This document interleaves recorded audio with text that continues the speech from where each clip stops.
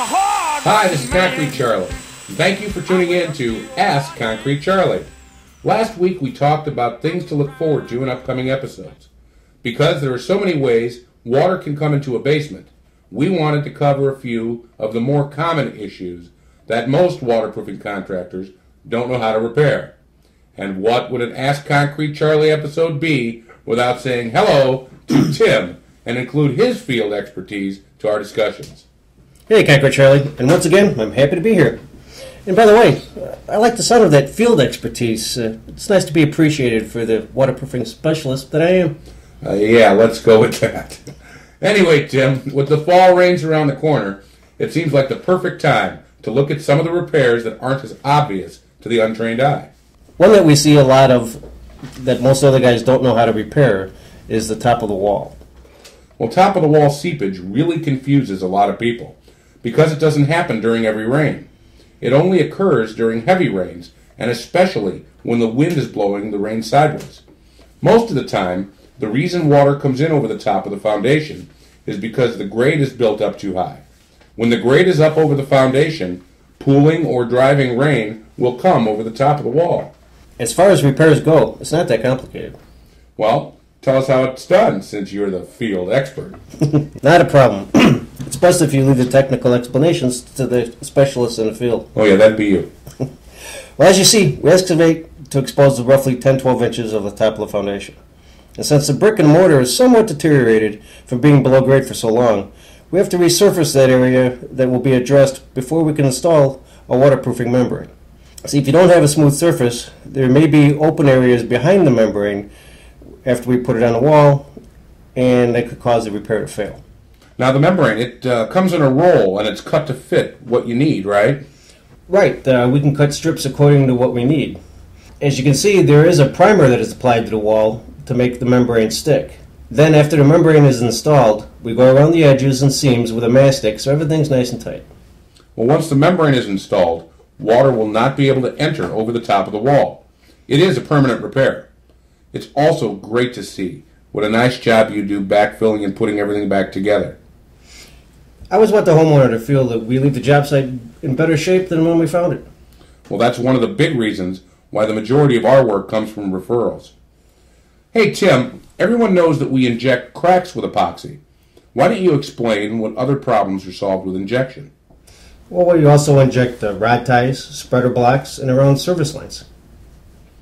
Now, rod ties are the metal bands or the ties that held the forms together when the wall was poured. When the forms are stripped and the ties aren't completely sealed from the outside, they will leak. That's right. Spreader blocks, too, are leftovers from construction, except these are usually hidden until they rot at the bottom of the wall. Our audience is probably wondering, what the heck is a spreader block? A spreader block is a short piece of lumber used at the top of the form and is sometimes kicked into the concrete, and it sinks to the bottom. If it is exposed to the outside, water will eventually rot the wood and come through the foundation. A lot of homeowners and waterproofing contractors confuse this seepage for floor wall joint seepage because it shows up at the bottom of the wall and there's no obvious crack or rod tie or any other breach that is obvious.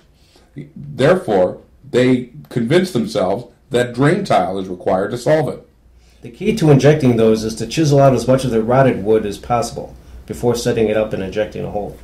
Yep, you're correct. Now, as far as service lines, when they go through the wall, there's a void around them that can be filled with our injection material too.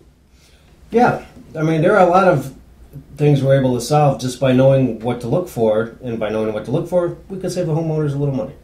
You bet. Speaking of saving folks a lot of money, I can't even tell you how many times I've advised homeowners what to do to eliminate a water problem without having to pay a professional. Gutters and downspouts are the biggest culprits because if water's dumping too close to the house, you can be creating problems that otherwise would not exist. Well, I think if we're really in the business of helping to solve people's problems, we have to be able to accurately and quickly assess the problems. And I found that people appreciate when you tell them what they can do to solve a problem. Even if it means there's no work for us, it's the right thing to do. And those homeowners never forget when you give them an honest evaluation. Unfortunately, there are a lot of guys out there who take advantage of the homeowners who feel they have to trust whatever the contractor determines is the problem. Well, Tim, that's one of the reasons we're here. Hopefully, we can encourage homeowners to ask questions and seek a few opinions before they have work done. It can be the difference in customers overspending thousands of dollars. Well, the time sure seems to fly by. Looks like we've got to go. Well, it's a shame our time is up, but I think we covered a lot of ground here today. We sure did. Well, we'll be back next week. Don't forget to send your emails with your questions and stories to charlie@concretecharlie.com. You can go to my website, www.concretecharlie.com.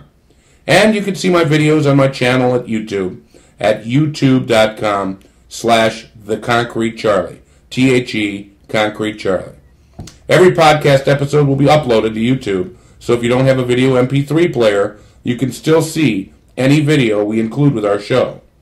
Thanks again for tuning in, and don't forget, if you don't ask Concrete Charlie, you probably won't get the right answer.